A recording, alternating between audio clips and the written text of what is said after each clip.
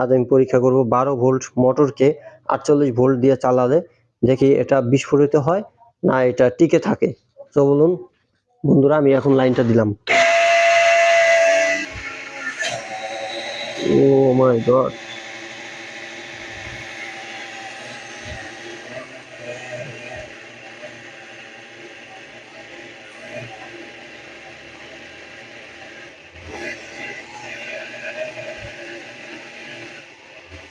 ভয়ঙ্কর অবস্থা রে ভাই।